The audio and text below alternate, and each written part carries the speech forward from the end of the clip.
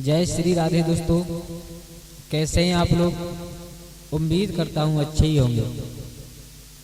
दोस्तों, आज मैं आप लोगों को एक कहानी सुनाने के लिए जा रहा हूँ, जिसे सुनने के बाद आप लोगों को लगेगा कि वास्तव में मित्र चाहे छोटा हो चाहे बड़ा हो, मित्र मित्र ही होता है। तो दोस्तों, ये कहानी है एक तोता और एक चूहा की। और शायद आप लोगों ने ये कहानी सुनी होगी, पढ़ी होगी आप लोगों ने। दोस्तों, कहानी शुरू करने से पहले आप लोगों से एक निवेदन करना चाहूँगा कि अगर आप हमारे चैनल पर नए मेहमान हैं तो कृपया हमारे चैनल को सब्सक्राइब करें। आपका एक सब्सक्राइब हमारे लिए बहुत अहमियत रखता है। दोस्तों, आ जाओ कहानी शुरू करते हैं। कि किसी जंगल में एक पीपल का बहुत पुराना वृक्ष था। उस वृक्ष को देख करके ऐसा मालूम पड़ता था मानो ये कई साल पुराना है, बहुत पुराना है। उस पर बहुत सारे पक्षी, रंग बिरंगे पक्षी वास करते थे।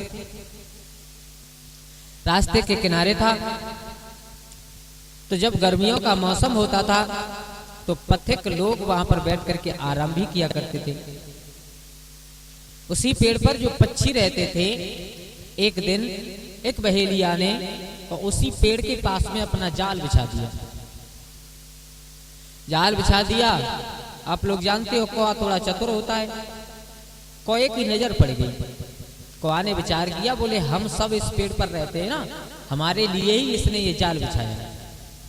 तो सभी पक्षियों को सतर्क करके बोला, देखो भाइयों, शायद इसने हमें पकड़ने के लिए ये जाल बिछाया है और हमें और आपको इसकी पकड़ में नहीं आना है। तो कौआ की बात मानकर और उन सब पक्षियों ने और उस जाल की तरफ देखा तक नहीं। लेकिन कहते हैं ना कि जैसी जाकी होन विधा तैसी मिले तहाय, आप न आवे ताकि तहां ताए तहां ले जाए। जिसका जैसा समय बनता है ना, जिसका जैसा संयोग बनता है, वो उसी प्रकार अपने आप पहुंच जाता है। एक तोताओं का ग्रुप उड़ करके चला आ रहा था। उस तोताओं के झुंड की नजर पड़ी है, क्योंकि इस बात को आप जानते हो कि चिना तो सबने देखा है लेकिन फंदा किसी ने नहीं देखा। ये बात हकीकत है। जहां पर फंदा बिछा होगा आपको फंदा नहीं दिखाई देगा और उसके ऊपर पड़ी हुई वस्तुएं दिखाई देंगी। तोता ने देखा, तोताओं के झुंड ने देखा कि यहाँ पर खाने का सामान पड़ा है, तो सब उतर आए। और जैसे ही आकर के जो कुछ भी था खाने लगे। उन्होंने देखा, बोले आज तो हम फंस गए, सब जाल में फंस गए। बहेलिया पेड़ के पीछे से निकल करके आया, बोले परमात्मा, आज तो तुमने हमें बहुत कुछ दे दिया, बहुत दे दिया। तब जो उन तोताओं में सबसे बुजुर्ग था, उन तोताओं का मुखिया, उसने कहा, दोस्तों भाइयों, मैं तुम्हारी जान अभी भी बचा सकता हूं। तो बताओ मुखिया जी, कैसे बचेगी? बचाओ। बोले ऐसे बचेगी, हम तुमको मरना तो है ही, अब एक कोशिश करते हैं। बोले क्या? बोले ये कोशिश करते हैं कि कोई भी अलग अलग दिशा के लिए नहीं उड़ेंगे, सब एक साथ एक ही दिशा के लिए उड़ेंगे और सब एक साथ उड़ेंगे, जो इस जाल को लेकर के भी उड़ जाए। मेरे भैया, बुजुर्ग तोता की बात मानकर उस जाल को लेकर के सब निकल गए। बहेलिया अपना सा मुंह बनाए खड़ा देखता रह गया। बोले परमात्मा, दिया तो बहुत कुछ लेकिन कुछ भी नहीं दिया, सब चले गए। शिकार तो हाथ नहीं लगा, तुम्हारा जाल भी चला गया। अब सभी पक्षी आकाश में उस जाल को लेकर के उड़ रहे हैं। दोस्तों, अब समस्या केवल एक ही बनी हुई है, इस जाल से फंदा कैसे छूटे, इस जाल से फंदा कैसे छूटे। तो उस बुजुर्ग तोता को तो अपने मित्र की याद आई है कि बहुत पहले मेरे एक मित्र था।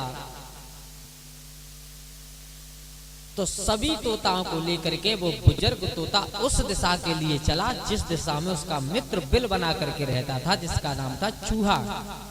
चूहा मित्र था। दोस्तों, जैसे ही बिल के द्वारे पर जाकर के उस मुखिया तोता ने आवाज लगाई, अरे मेरे मित्र चूहा, आज हमारे ऊपर संकट है, आकर के हमारी सहायता करो। अपने दोस्त की आवाज पहचान करके चूहा बिल से बाहर आया। उसने देखा, बोले मित्र, तुम्हारे ऊपर संकट ये कैसे हो गया? तो तोता ने कितना सुंदर जवाब दिया कि जब इंसान को भूख लगती है, जब प्राणी को भूख लगती है ना, तो उसे अपनी मौत नहीं दिखाई देती। ठीक उसी प्रकार जैसे जिह्वा के स्वाद के लिए मछली अपने कांटे को नहीं देख पाती, ठीक उसी प्रकार आज हमने अपने जाल को नहीं देख पाया और इसमें फंस गए। देखो ये सब बातें बाद में, पहले एक काम करो, आप हमें इस बंधन से मुक्त कीजिए, इस जाल को अपने तीखे तीखे नुकीले दांतों से काट दीजिए। चूहा ने कहा, दोस्त तुम मेरे मित्र हो तो हम तुम्हारे संकट से जरूर तुम्हें निकालेंगे। जैसे ही तो चूहा ने तोता का जाल काटना प्रारंभ किया तो उस मुखिया तोता ने एक बात कही, मित्र आप मेरी तरफ से मत काटिए। बोले क्यों, आप मुखिया हो, इन सबके पहले आपको बंधन से मुक्त कराना है। बोले बिल्कुल ना, वो राजा राजा नहीं होता जो प्रजा के दुख न देखे। जंगल का राजा शेर होता है लेकिन उसके पास कोई नहीं जाता। क्यों? क्योंकि वो घमंडी, थोड़ा अभिमानी होता है। और राजा का ये धर्म होता है कि प्रजा के ऊपर संकट है तो उसमें साथ दे। एक काम कीजिए, पहले आप इनके बंधन काटिए, उसके बाद मेरे काटिए।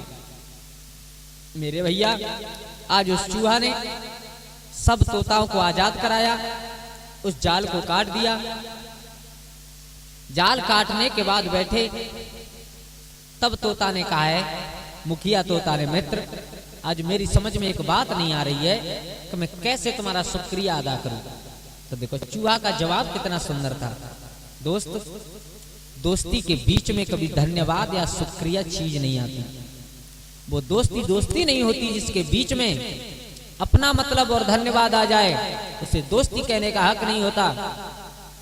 जो लोग अपने मतलब के लिए दूसरों से दोस्ती करते हैं, वो दोस्ती के नाम पर कलंक हुआ करती है।